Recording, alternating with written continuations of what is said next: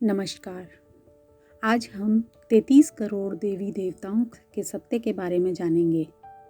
मित्रों, सनातन संस्कृति एक महान संस्कृति है। प्राय देखने में आता है कि इसकी विपरीत बातें करना, इसका मखौल उड़ाना एक फैशन बन गया है। दुख की बात है कि पृथ्वी पर यही एकमात्र ऐसा धर्म है जिसका उपहास उड़ाना सबसे सरल भी है और आधुनिक की निशानी भी माना जाता है।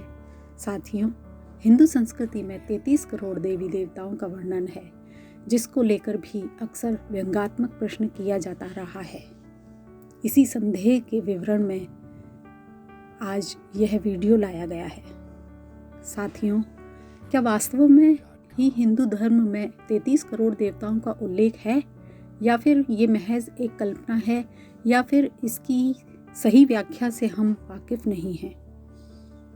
क्या आपको भी लगता है कि सनातन संस्कृति में 33 करोड़ देवी देवताओं का जिक्र है? यदि हाँ, तो यह वीडियो आपके लिए ही है। तो आइए जानते हैं ये 33 करोड़ देवी देवता कौन हैं। सर्वप्रथम तो हमें यह जानना है कि हिंदू धर्म 33 करोड़ देवताओं की बात ही नहीं करता, वह तो सिर्फ 33 कोटि देवताओं की बात करता है। अब आप जानना चाहेंगे कि 33 करोड़ और 33 कोटि में क्या अंतर है। साथियों, कोटि शब्द बताता है प्रकार को, जबकि करोड़ शब्द एक संख्या का निरूपण करता है। अर्थात हिंदू धर्म 33 कोटि यानी 33 प्रकार के देवताओं का जिक्र करता है, न कि 33 करोड़ देवताओं का।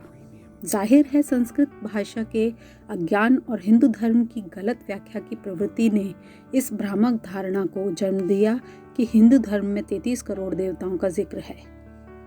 मित्रों, हमारे पूर्वज ऋषि मुनियों ने प्रकृति के 33 महान अवयव जाने थे। ये हिंदू धर्म की व्याख्या के अनुसार जो 33 अवयव हैं, वैदिक ऋषि उन्हीं अवयवों को देवता के रूप में परिभाषित करते हैं। बृहदारण्य उपनिषद में इसकी व्याख्या की गई है। शास्त्रों में वैसे तो भिन्न भिन्न प्रकार के देवताओं का उल्लेख है, फिर भी आमतौर पर जो शास्त्रीय व्याख्या है उसके अनुसार इन 33 कोटि देवताओं में 8 वसु हैं। इन 8 वसुओं के नाम हैं धरती, जल, अग्नि, वायु, आकाश, चंद्रमा, सूर्य व नक्षत्र। वसु आत्मा के वास को प्रकट करते हैं। इसी तरह 11 रुद्र भी हैं। इन 11 रुद्रों के नाम हैं प्राण, अपान, व्यान, समान, उदान, नाग, कुर्म, क्रकल, देवत्व, धनंजय तथा जीवात्मा। इनमें प्रथम 5 प्राण और दूसरे 5 उप प्राण हैं और 11वां जीवात्मा है। ये रुद्र शरीर के अवयव हैं। इन रुद्रों की अनुपस्थिति में शरीर निर्जीव हो जाता है। साथियों, तीसरी श्रेणी है आदित्य की। कुल 12 आदित्य माने गए हैं। 12 आदित्य वर्ष के 12 मास हैं।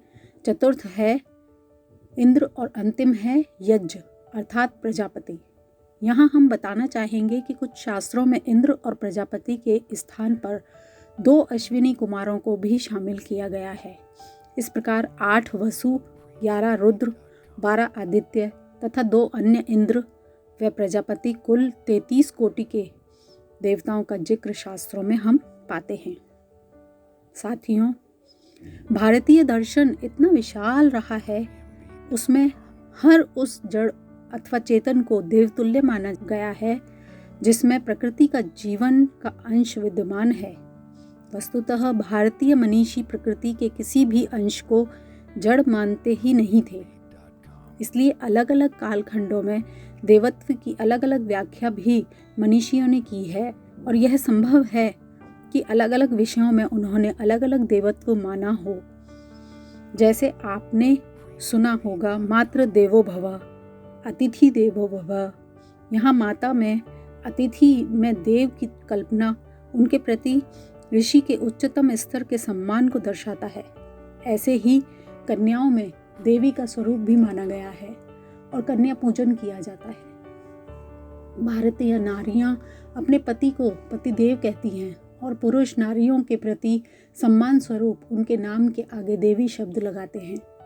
इसके अलावा वृक्षों में पीपल, तुलसी, पशुओं में गाय, में देवत्व मानने की परंपरा रही है। सरीसृपों में नाग देवता, भोजन में अन्न देव भी भारतीय संस्कृति में पुकारे जाते हैं। ऐसे में भारतीय संस्कृति में किसी भी पवित्र वस्तु के प्रति उच्चतम स्तर का आदर भाव प्रकट करते हुए उसे देवी अथवा देव की संज्ञा दिया जाता है, और यही हमारी संस्कृति की महान परंपराओं में शामिल है। यह एक ऐसी संस्कृति है जिसने हर ओर देवत्व की और पवित्रता की कल्पना की है और समूची मानवता को अपने विचार से समृद्ध किया है। साथियों, हम उम्मीद करते हैं कि 33 करोड़ देवी देवताओं के संबंध में आपकी जिज्ञासा शांत हुई होगी। अपने विचार नीचे कमेंट बॉक्स में लिखकर हमें बताइए।